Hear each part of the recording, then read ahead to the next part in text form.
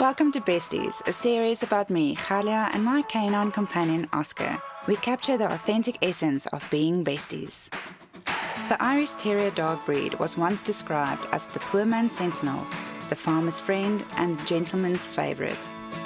Today I'll be teaming up with Amanda an Irish Terrier breeder. Together we embark on an exhilarating adventure and are taken aback by something truly surprising.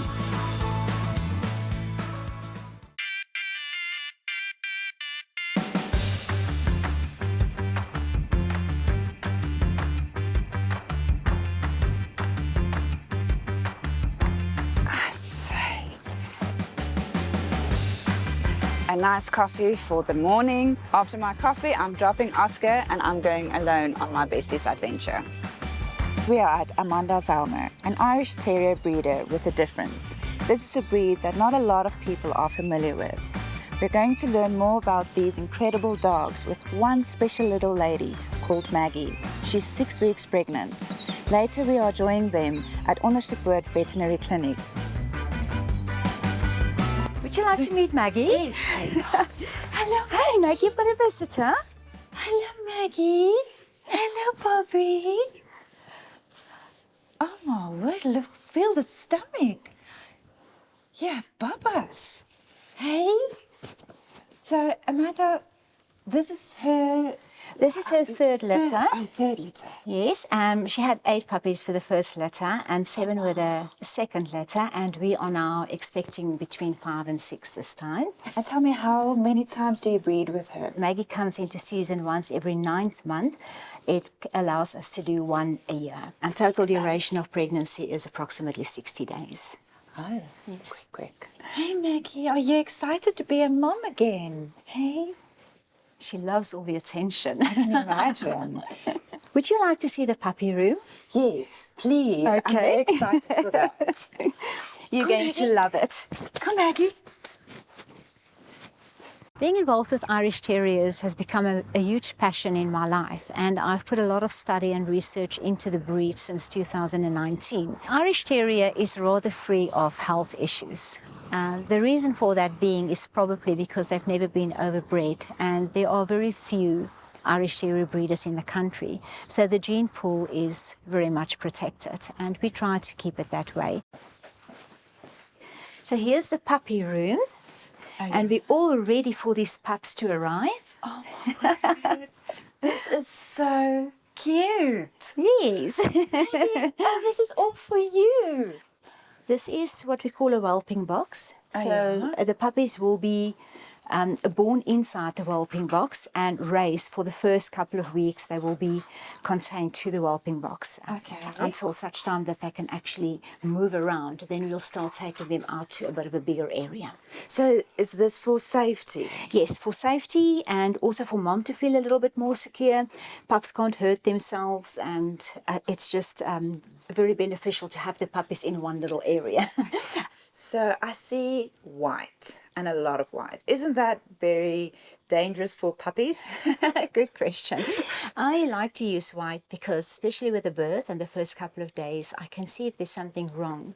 So you'll either have a discoloration in urine or maybe the feces. So I can pick up here from mom and puppies. And Maggie is used to this now? Yes, she's pretty used to it. So I'm very comfortable in there as well. I think once an Irish Terrier lover, always an Irish Terrier lover. There's just something absolutely unique about this breed.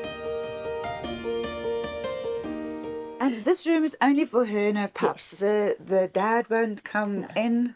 It's against the rule of nature for the dads to be involved with the raising of their young. I mean, isn't it heartbreaking if you see them go? It is, but I know where my dogs are, so I'm quite okay with that. I know each of the new families. I build a relationship with them, and we are all on groups afterwards, so there's regular updates about them. So I sleep well at night. We start off with an application, so if somebody would be interested, there's an application form that needs to be filled in.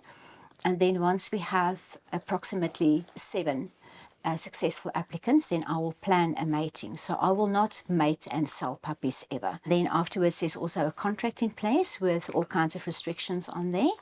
which all my puppy parents are very happy to comply and to sign. The breed Irish Terriers, what are they bred for? Irish Terrier actually has an ancient history. They were originally bred for to be vermin hunters, and they've also been used in World War I as companions to the soldiers, messenger dogs, where they would actually take a message from one troop to another in the battlefield, and to catch rats. Oh, wow. They were used in First World War I for those purposes. So they're very intelligent. They are highly intelligent. Yeah. Yes, and also easy to train as long as they feel that they are in charge of the training session. Is it?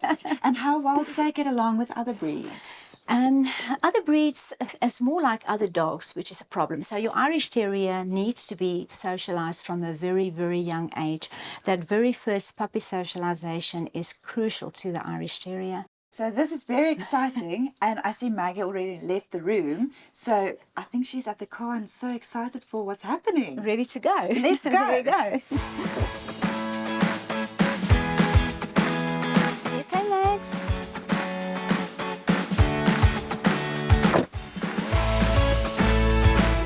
Hello, girlie.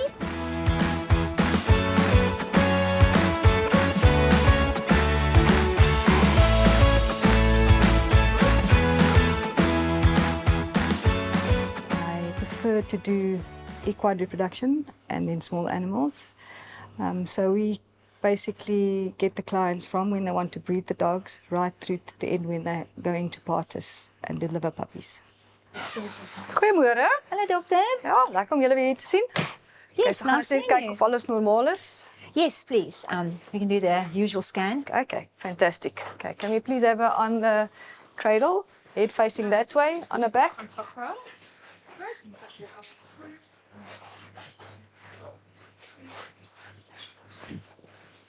Hello, Maggie. Okay. Okay. So the lube. So she's still eating normally? She's actually eating quite a bit extra Okay, now. all right. And looking she's on puppy food, more puppy food? Yeah, she's on puppy food now, and Okay. I'm feeding her a bit more, smaller portions, but maybe All right. 4 times, a little bit of extra treats here and Oh, there. goodness. We don't want her too fat. No, no. Okay. Okay, so now we're just going to identify the bladder first, the urinary bladder, if she does have one. There we go. That's urinary bladder. And next to it, there's some fetus coming into view already. It's heartbeat there. That's the fetal stomach. Right. There's the spine. There's the head. Okay, so when we do a scan, if we scan on this side, we scan the puppy here, but we can also scan it from here, and then we scan the same pup, the same fetus. So we cannot determine what the litter size is. But if we have an image like this that has more than one fetus per image, so there's 1, 2, and there's a third one up there, then we know she at least has 3. All right, because the horns lie from caudal, the pelvis to the kidneys, you can scan this side horn, but you can also scan the other side horn at the same time. And then you think there are 2, but it's only one in one horn. It's your puppies. It's your puppy. We are going to measure the heartbeat now.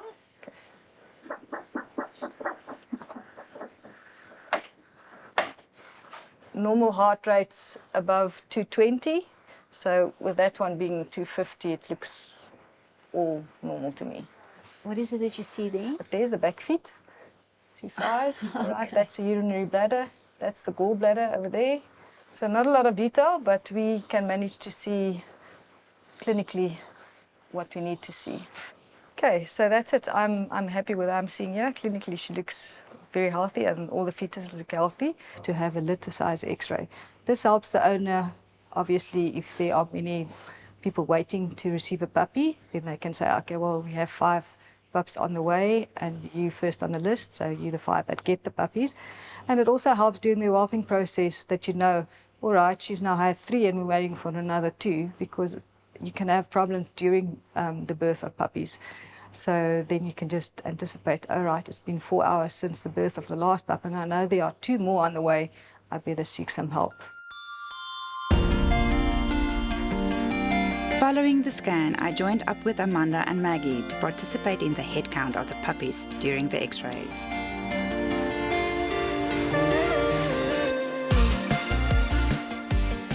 Okay, so when we do little size x-ray, we look for mineralized fetuses.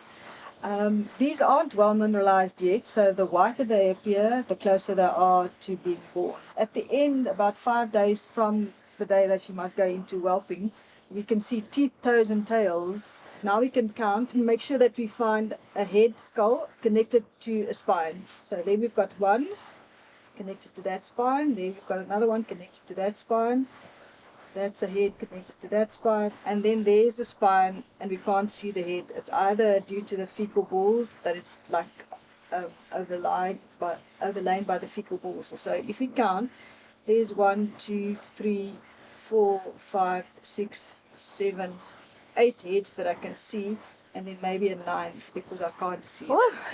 But obviously closer to the time when they're more mineralized and you starve them maybe the day before, then we can do a proper count. Follow up. Yeah. Okay, Yeah. alrighty. So 8, maybe 9. Maybe 9. So Maggie, yeah. well done, girl. Maggie is probably going to fall asleep on the way back home. As soon as we get home, I'll be carrying her into the house and put her down on my bed and give her a nice tummy rub and a back rub and spoil her with a nice home-cooked meal.